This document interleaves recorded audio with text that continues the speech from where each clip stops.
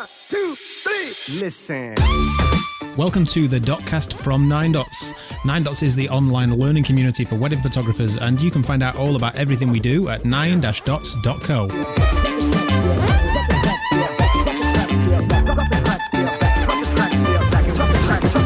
Hello everyone, and welcome back to this episode of the Dotcast. I'm Adam Johnson, one of the co-founders of 9 Dots, along with the brilliant Andy Gaines and the wonderful Rahul Kona. In this series of Dotcast episodes, I wanted to chat to photographers from the 9 Dots community about art and business, and today's episode with Liverpool-based Steve Walker definitely falls more on the business side, although if you check out Steve's work, you'll see he's equally good at the art side of things. You'll hear how Steve is a fan of Gary Vee and that hustle mentality, and we will talk about work-life balance and some of the tactics Steve used in the early days to build his business. We also talk about the word hustle and how it can be a positive or a negative concept. On the one hand, encouraging a strong attitude to working hard, but on the other hand, encouraging people to overwork or burn themselves out. It made me think back to when I saw two posts pop up on an Instagram account that I follow, which shares interesting quotes from interesting people. The first was a quote from Roald Dahl, who apparently once said, "If you're interested in something, no matter what it is, go at it full speed ahead.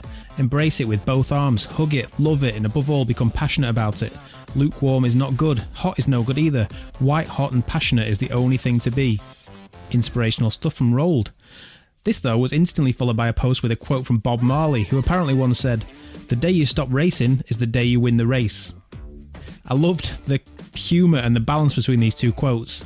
Two people who arguably achieved massive success in their own fields, based on their own personal definitions of success, with two very different approaches to achieving that success. Definitely food for thought there. And it also gave me a good laugh when I saw it. But bear in mind that you need to find the way of working which suits you. Are you more Bob or are you more Roald? Steve shares more golden nuggets of wisdom in this episode than I think he even realised. And no matter what stage of your career you're at, I think you'll get something out of what Steve has to say. Any comments or suggestions for the Dotcast, or if you want to ask a question which we'll answer during a future episode, drop us a message on Instagram or Facebook, or you can email us hello@9-dots.co. We always say at 9 Dots that your mindset is just as important as your skill set, and a lot of what you hear in this episode will back that up, I think, when you hear how hard Steve's worked to get his business to the point it is now in just a few short years since leaving the Royal Air Force. And I'll leave you with this one more quote from Miles Davis before I let Steve take over. "Anybody can play, the note is only 20%. The attitude of the person who plays it is 80%. Enjoy the episode.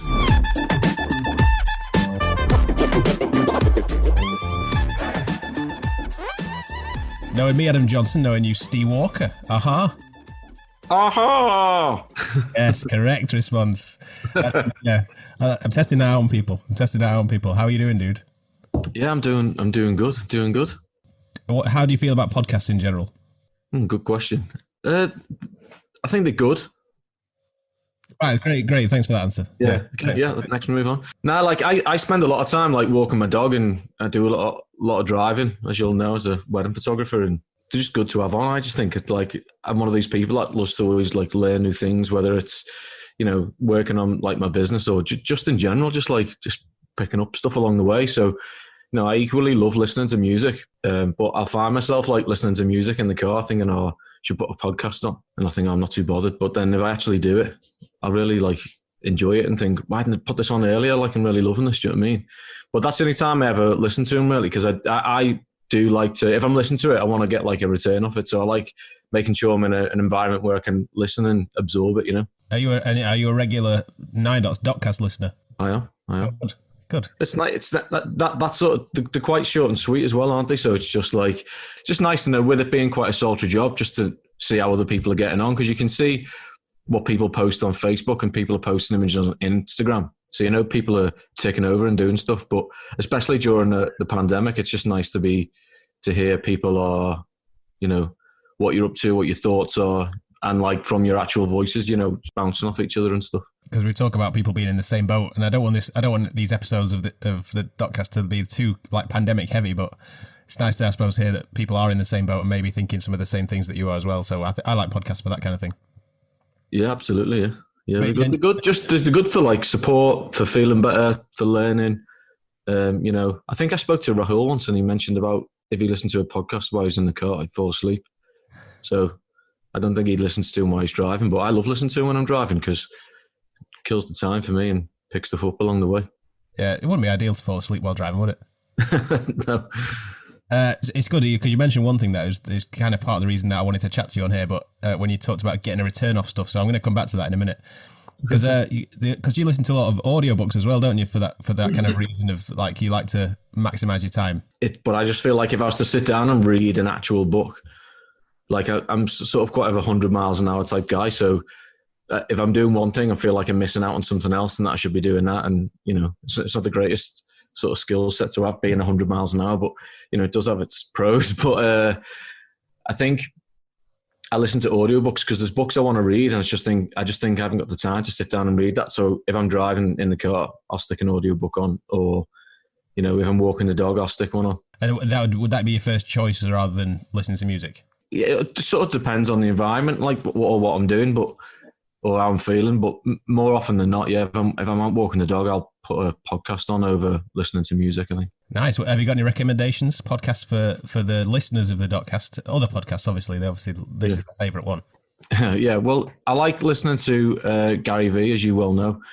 I know some people think he's a bit too, raw, in your face type thing, but I'm not going to start like not kissing his ass. But what I'm saying is that he knows what he's doing, and he can provide a lot of value. The way in which he delivers it can be perceived as quite, raw and strong, like I just said. But I think if you just listen to it and just try and absorb it in your own way, there's loads you can take from it, you know what I mean? Because we all want to be like super successful, or we all want to, and whatever that means to each individual success, whether that means just booking just a couple of weddings a year because you just like shooting weddings, or you've got a super high mortgage and you need to absolutely nail all your bookings and stuff. But we've all got somewhere we want to reach, and because he's got somewhere he wants to reach, and obviously it's exaggerated and much bigger. I think you can just I think his overall point is just that, like, if you want something, just work hard and it'll come, you know what I mean? So it's what I like listening to him for, is because I find it quite inspiring when he talks to people, and people are like, I'm struggling with this, and he's like, he'll go, well, stop playing this and stop doing that and work. And it's like, all right, mate, calm down. But if you just take a step back and reverse engineer it, he's just saying, listen, if you want it, just work hard and try this, and don't just try it. And if it doesn't work, that doesn't work for me. Try harder and try different ways. And it just encourages me just to sort of just keep up my marketing. And, I want to do well and provide for my family. So I just find it quite inspiring, really, in that sense. But after I've sort of translated it into my own way. For anyone who doesn't know, Gary Vee is Gary Vaynerchuk. Is his podcast just called the Gary Vee Podcast? Yeah, he's pretty content mad, isn't he? I think it's the Gary Vee audio experience, or if you type in Gary Vee into the podcast thing, it'll come up, and for sure, But he's all over YouTube and stuff. Yeah. Yeah, it can be. I feel like he's a bit Marmite, isn't he? He can go one way or the other. He can either really trigger you, and you can go off him very quickly, or you can find him quite inspiring. No, that's good. That's a good recommendation. So let's talk a bit more about weddings first. We met with 2017, was it? 2017 at the Gathering, and that was kind of your first, towards the end of your first year doing wedding photography, wasn't it? Yeah. Why did you choose to be a wedding photographer? Well, I shot families first. That was like when I first bought a camera, and I was like getting handy with it, and some friends and family or whatever asked me to do some photos of the kids and stuff. And I started just making a bit of money on the side doing like family photography. And then when someone asked me one of my mates asked me if I'd do their wedding, I did it, and I didn't really like the pressure of it, really. I didn't enjoy it at all. But after the sort of, when I started thinking I was going to leave my full-time job, I wanted something a bit more secure. And I thought maybe wedding photography might be a bit more secure with how you can book in advance. Whereas the family photography was like, how much you're going to earn in 8 months' time, like, you don't know. But in wedding photography, you can book up in advance. So I just decided to try and do more weddings. So I got in touch with some website guys and thought I'll try and create a wedding website and go down that route. And I've loved it ever since. Nice, man. So it was more like you wanted to be a photographer, and you saw the business element of wedding photography as being more attractive than the kind of the the almost like the month to month, not knowing where the money's coming from if you're going to stick to something like family photography? Yeah, it wasn't specifically like weddings and brides and moments that drew me in initially. It was more like the job security thing, because I was getting sort of feeling a bit stale in my full-time job, and I was going to start a family. And in my old job, I was in the Royal Air Force, and I was getting sent away quite a lot, and I wanted a bit more stability at home, and with raising a family and not going away for like 4 months at a time. So it was quite appealing to sort of find a job that I could, something that I love doing first of all, and something that was a bit more secure. And I just thought, I do love shooting families, but it's not as secure as weddings. So I just moved across and just loved weddings. Yeah. No. So let's just backtrack 1 second, because I mean, RAF sounds cool, but I feel like calling it the Royal Air Force makes it sound exceptionally cool.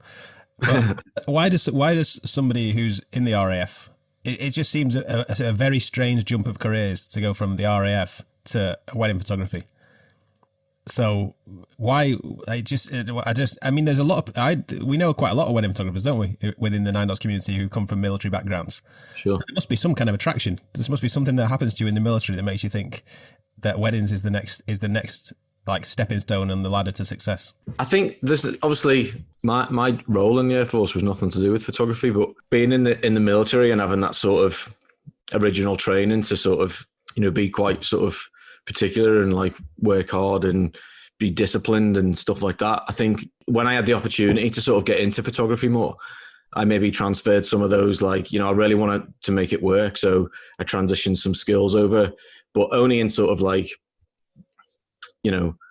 working hard and trying to sort of really achieve my goal. But like the other photographers that we know that are in the military or ex-military, sorry, who is there? There's probably 4 or 5 that I can think of off the top of my head. It's funny, and they're all quite, what I would call quite single-minded and focused. And do you think that's something that comes from being in the military? Yeah, I think so. It's just that, like, I can't speak for non-military people, but, when you get put on a task, it has to be completed. Do you know what I mean? So, like, I just give myself stuff to do and just make sure it happens. But going back to what you said originally about, how did I end up being from the military to a photographer? There's nothing really other than the fact that I just love taking pictures, and I wanted to get out of the military because I'd done 16 years. So it was something that I really wanted to leave, not because I hated it, just because of just where it was going, and I just felt a bit stale, and the whole family thing, like I said, and wanting to get out and do something for myself. It's all good reasons. It's all good reasons. So you mentioned that you love weddings now. What is your favourite thing about weddings and being a wedding photographer? I think I'm a creative at heart, and I think I always have been. Like, I remember like getting Photoshop on my computer, like when it first came out. I can't remember when it came out, but a long time ago.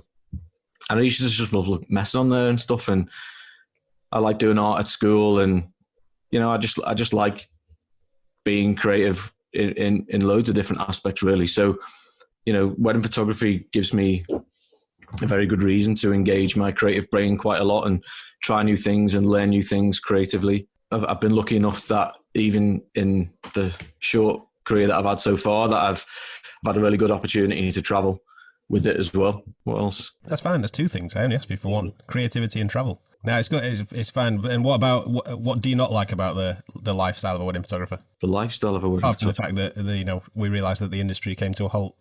Yeah, I don't like that the industry came to a halt. I've got 2 kids, and they're like 2 and 4, so they're not in school yet. So, and I absolutely love being a dad. It's so much fun. And I'm sort of not looking forward to the idea of like being away at weekends and stuff, which I'm sure is quite, I don't know if it's a cliche answer, but like, I'm sure there's a lot of photographers that's something that's not one of the nice things about the job, So, but the other side to that, which I always say to people, because some people go, "Oh, you work weekends," but like a normal 9 to 5 guy or whatever, who like, or girl, who finishes work at like 5 in the office in the city, and then gets home at like 5:30, and then they've got to have tea, and then they might have some downtime with the kids, but then the kids have got to go to bed, and then they've probably got life admin to do and chores to do or whatever it is around the house. So the evening times are quite short for them and they get the weekends. But I've always said that I'm going to be able to, like, Monday to Friday, I'm going to be able to get all my work done during the day and then pick my kids up from school and say, right, up till bedtime, I'm 100% yours, you know what I mean? And I can spend that time with them and make up then, and just try not to burn out and never see them at the weekends. But I think that's the plus side to that, working for yourself, is you can have more family time in that area. Yeah, you're not the first person to give a positive answer to a negative question, so good work. All right, cheers. But no, I agree. I definitely agree with that side of things. Obviously, I've got 2 kids myself, but older than yours. But I tend to think that being around at those smaller times, when they go to school, when they get home from school, being able to go to sports day or, the Christmas performance without having to ask for time off work and all the rest of it, to me balances out the fact that you're away for a number of weekends a year. And it's not every weekend of the year, is it either? So I agree with you. Let's go back to talking about business. So when you, I obviously know you pretty well, but I would say, like, you enjoy the business side of wedding photography as much as you enjoy the photography side of wedding photography. Is that fair to say? Yeah, absolutely. Even before, when you said, what's the thing I love about the life of being a wedding photographer, I was going to mention something else, but you sort of had a go at me for mentioning a second thing, so I didn't mention the third one. But one of the third things I was going to mention was the marketing side of it. And I absolutely love it. And I don't know whether you're going to ask this question or not anyway, but I think if I wasn't going to be a wedding photographer anymore, I think I'd love just to get into just to being a marketer. Like, I love, it's almost like a game, isn't it? Like, the whole thing. It's like you play the game by doing X, Y, and Z, and you get points or whatever by getting bookings or whatever it is. And I see it like a game, and it's like, it's fun to play. Yeah, I agree. Anyway.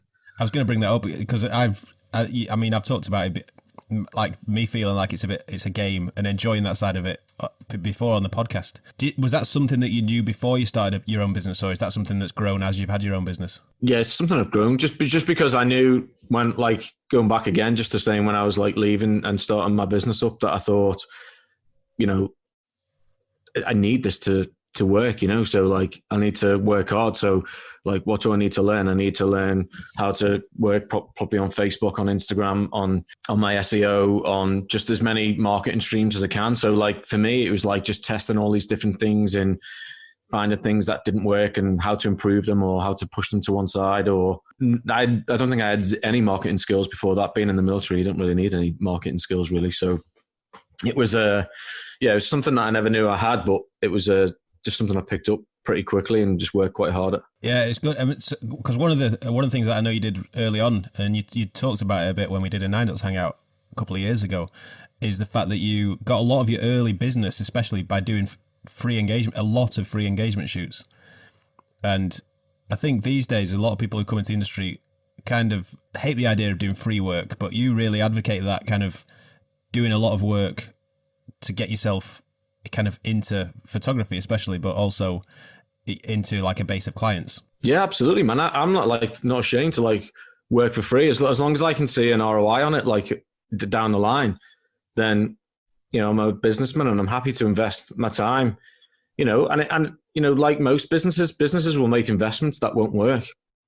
And, I did a lot of those free engagement shoots and, a lot of people just took the photos and went, cheers, mate. And I was happy with that because I knew there's a lot of people that said, how much you charge for your weddings and do you do weddings as well? And I was like, absolutely. Because when I went into the free engagement shoot thing, I wanted to make it all about value and no like hidden agenda. Like, all right, now you got to book me for your wedding or, you got to buy the files. I just thought I'm just going to give out loads of time for free and just work hard on that. And I don't know how accurate these stats are, but I think at one period I did like 24 pre-wedding shoots.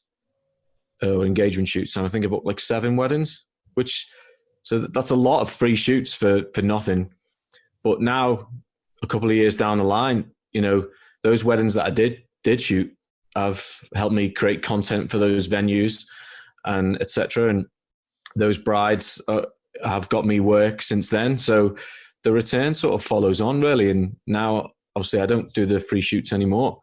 But if the market came to a standstill, it pretty much has. But you know what I mean? I think if it got so bad again that I needed to do it again, I would do. And that's how I got my first few destination weddings as well. Like I just thought I love the idea of travel and shooting destination weddings. So I think I just put in Facebook, if anyone's getting married abroad that anyone knows about, just tell them to message me. I might have an offer for them or whatever. And I just said, I think 2 people got back to me, and one of them was a friend of mine who I knew when I lived in Cyprus, and he was getting married in Greece. And I just said, like, if you just pay for my like flights, not even my accommodation, I think I said just pay for my flights, and I'll come and shoot the wedding for free on everything else. So I went to Greece for a few days and shot that, and then I did another one in Barcelona for expenses only, and then that was enough, I thought, just to create like a little bit of a, destination buzz on my site, and it's helped me book more destination weddings, I think. So I get to shoot them now as well. So hopefully, if other people are thinking about getting into destination weddings and they don't know how to, that could be a possibility if they're willing to, if they can afford to give up their time, because, time's quite a expensive commodity. So, everyone's different and everyone's got different expenses and stuff, but yeah, it really worked for me doing that. It's good. I think it's great, and I don't think there's any shame in working for free while you're building your business or building your portfolio. And I know a lot of the reason you did those free engagement shoots as well was to practice photography in those days. It wasn't purely business, was it? I mean, the original thing was business, because I was like Gary V, hustle, business minded, straight in at the deep end and stuff, and then. But that's what I was saying about 100 miles an hour. I probably wasn't originally I wasn't thinking about, this could improve my photography. I was just thinking about like just numbers, just like I need to shoot like, if I shoot 1,000 free engagement shoots, I'm going to book 50 weddings. You know what I mean? And 50 weddings is incredible. Yeah. So that was my mindset. Do you know what I mean? But when I was like shooting them, it was nice to take a step back and think, learning how to use light better and work with couples better. Because one of the things like that puts me off about the whole wedding photography, and I still even get this now, is that like, when like you're shooting a couple and you're thinking, you listen to that little voice inside your head and it's going, the couple are feeling really awkward. Steve, you need to don't shoot them like this, mate. And then you're thinking, then the couple are thinking, why is he making a stand like this? What are we doing here? Like, there's this voice in your head that's hard to ignore. And that doing all those pre-shoots, like, helped me train that voice to sort of just keep at bay. And he's not gone away for some reason. He still quite annoys me. Even like I shot a ceremony the weekend and we just did like a little 5-minute portrait session outside the church. And he was back just going, these guys are feeling super awkward, Steve. You need to finish this up. And then I had to go, no, and working with this light, shut up. I need to get these pictures. Yeah, it's true. I mean, I talk a lot about the voice in the head, and you've got to shut him up. But he's bound to be back after a pandemic. I did a wedding a few weeks ago, and mine was going, how long have you been away? Why have you forgotten how to use this camera? Are you sure you're still good at this? No, you got to shut the voice up.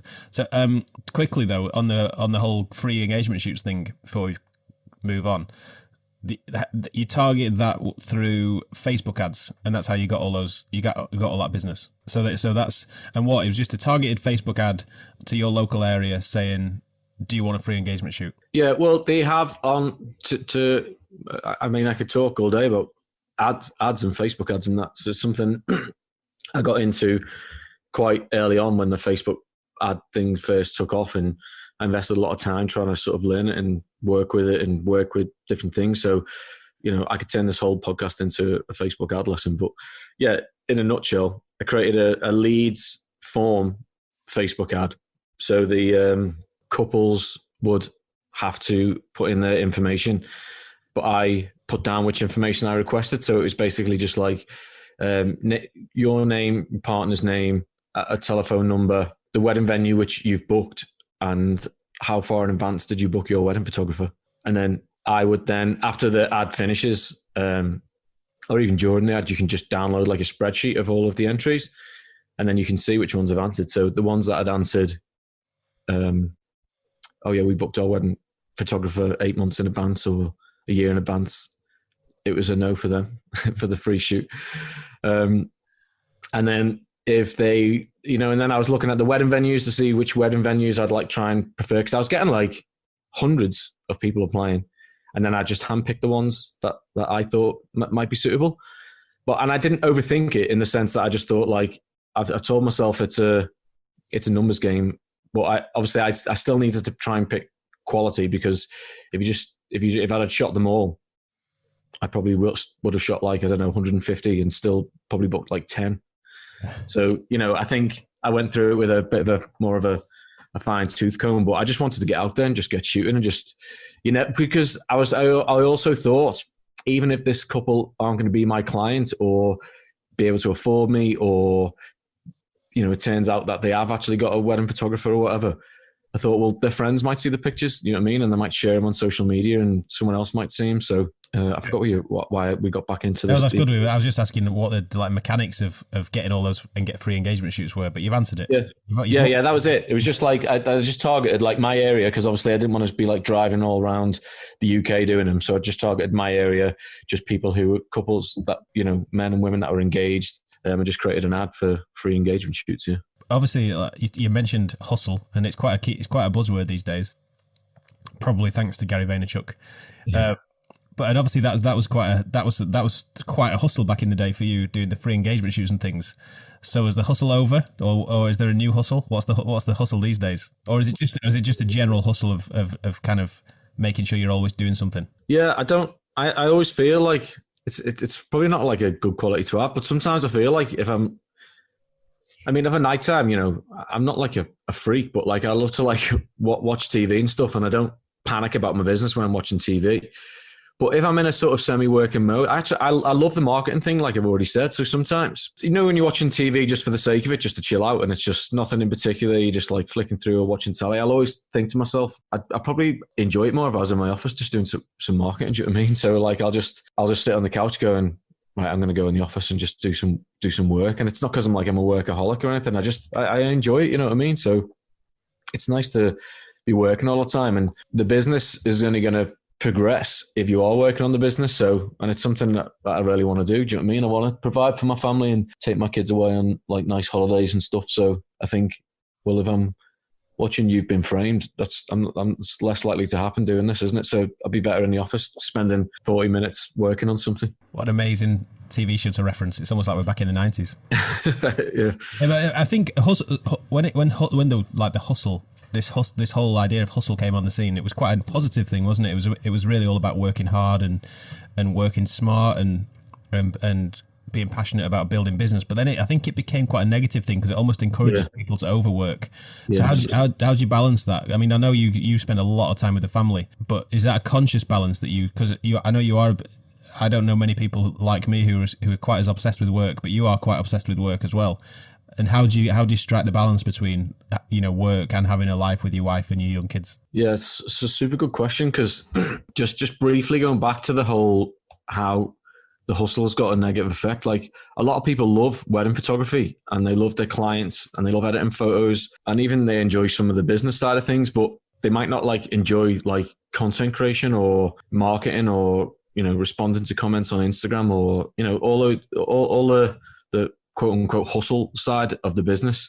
But luckily for me, I love that. So it's easier for me just to say, I'm going to spend the day just absolutely hustling on the business or working on the website. Or so it's sort of easy for me to work out that balance, because I love it. So I can love that and then know when I can get plenty done. Because even over nighttime, I can just like spend an hour and a half doing it, which means the next day I'm not playing with my kids thinking, I'm supposed to be getting some work done so I can play with my kids and work. So the balance for me is easier just because I love both of those things. But I think the balance becomes tough for people when they don't enjoy the work side as much and it feels a bit more like work, and they're trying to work out how much time they should spend doing that and how much time they should be with the kids. But even during lockdown, like I've been on my computer and I've just thought, do you know what? I'm just going to go and be with the kids. It's quite spontaneous for me just to say, I'm never going to get this time back. I'm going to go.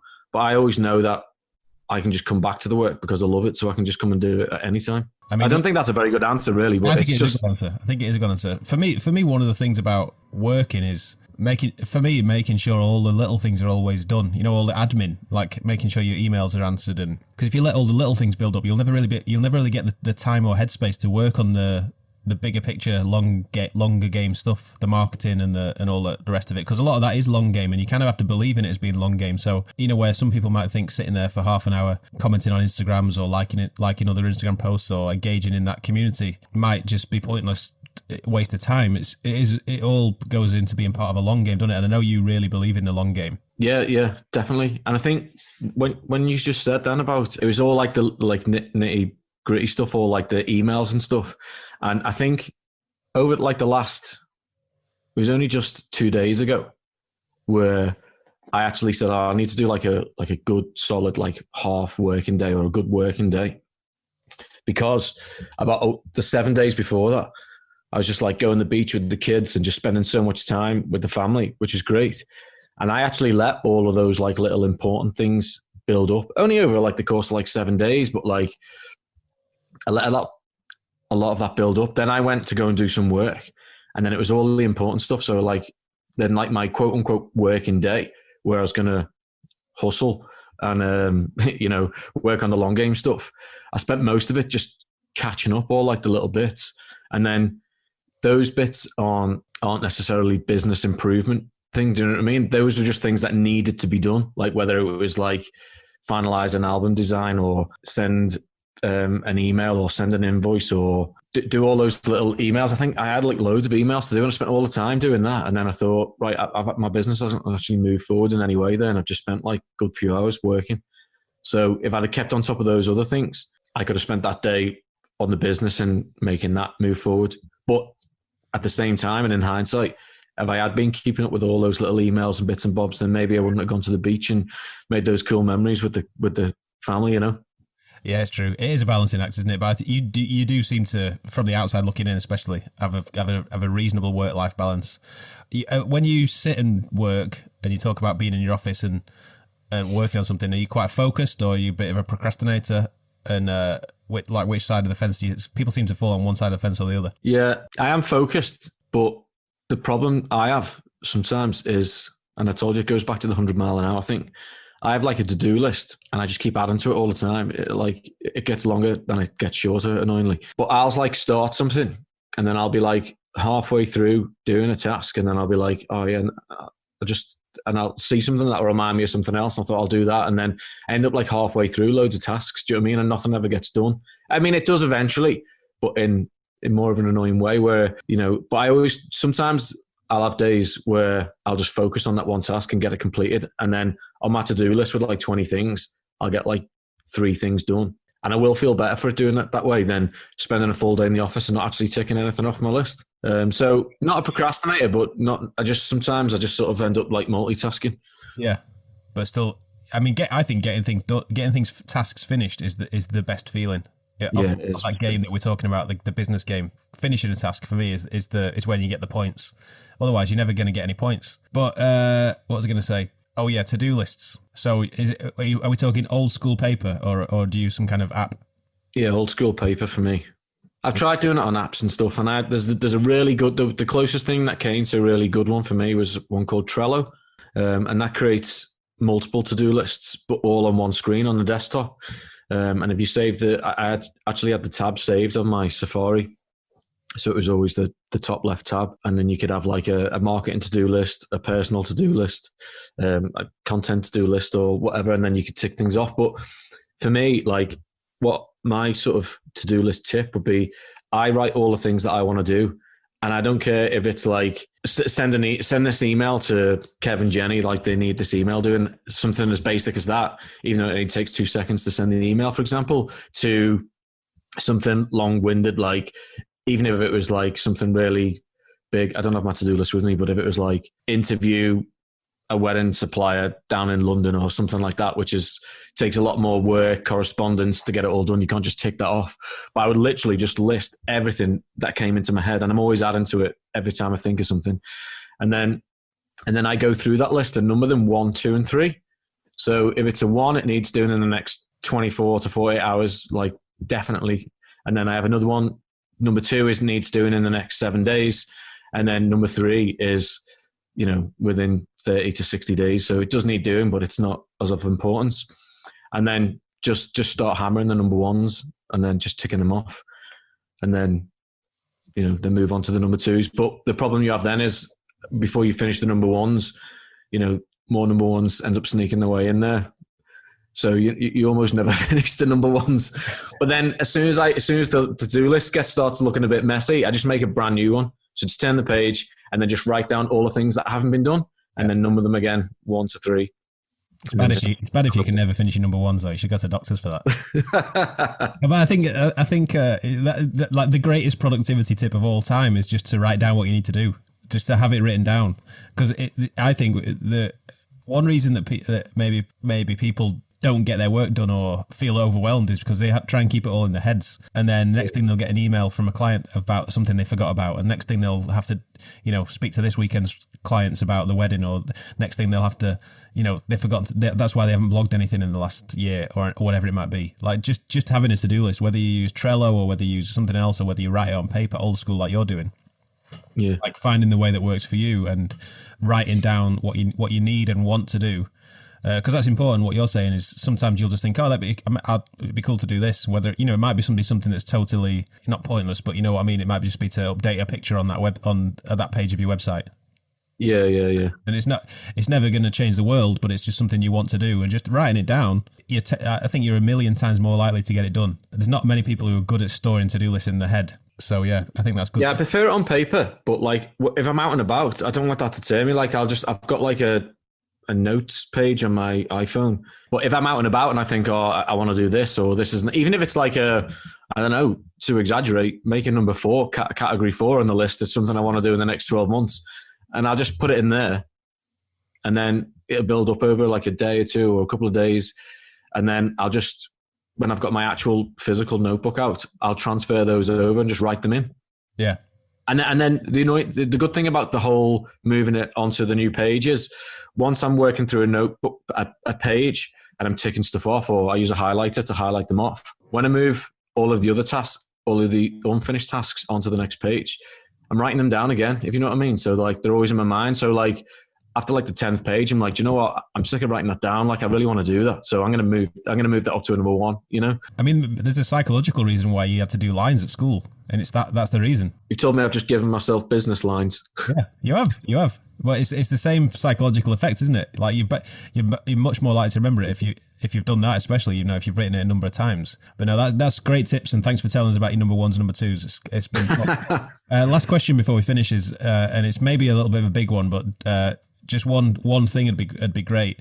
So obviously 2020 has been a write-off in a lot of ways. If you knew, for instance, back in 2017 when you were just kind of starting out, if somebody had come to you, if Michael J. Fox had turned up at that point and said, Steve, 2020 is going to be a horrendous year, it's going to be written off, it's going to be a pandemic, you're not going to be able to work, what do you think you'd have changed? And you can answer business, life, whatever. What do you think you'd have changed in the years between then and now to be more ready for the way this year turned out? As wedding photographers, we've been hit pretty hard, haven't we? Like, well, a lot of the wedding industry and hospitality and all that's been hit pretty hard. So I don't know, it'd be good to have had, like I've already mentioned, like I love to hustle and I love working hard, and I believe my business has come a long way in a relatively shorter period of time. And I think if I could use some of all that hard work that I put in over the years into something else, even just 20% of it into another business, which was maybe, I don't know, e-commerce or something online, which hasn't been affected by the pandemic. You'd have been distilling hand sanitizer, wouldn't you, for 3 years? Yeah. I mean, yeah, just give me the lottery numbers would be the easy answer. But I know what you mean. I just try and create something a bit more dynamic, because it's quite one dimensional, isn't it? This whole wedding industry, and sometimes I think to myself, like, what if people just like one day just said, weddings aren't a thing anymore? I mean, I'd like to think that maybe one day that could happen, but I don't think it'd happen in our lifetimes. But, people evolve and times are different now than they were, 150 years ago. So who knows what's going to happen? But sometimes I do think to myself, where's it going to go? So maybe having a bit more of a dynamic range in your business wouldn't be such a bad thing. No, totally, man, and that's a good answer. But thanks for that answer, and thanks for chatting to me for the Dotcast. It's been good to talk to you. I knew you'd have a lot of what we like to call golden nuggets, and I think there's been plenty in there. So yeah, good luck with everything, and I'll see you on the tennis court. I was just about to say, I can't believe we've gone through this whole conversation without mentioning tennis once. I think people will be expecting us to be just 30, 40 minutes of tennis talk. Yeah, I'm not sure that many people follow our careers. Speak for yourself, mate. See you soon, dude. See you later, mate. Good chat. All right, hit it. Thanks again to Steve Walker for this episode. You can see more of Steve's work at stevewalkerphotography.com or search him on Instagram. You can listen to previous episodes of the Dotcast anywhere you normally listen to podcasts. And to find out more about 9dots or to become a member, head over to 9-dots.co. See you on the next one.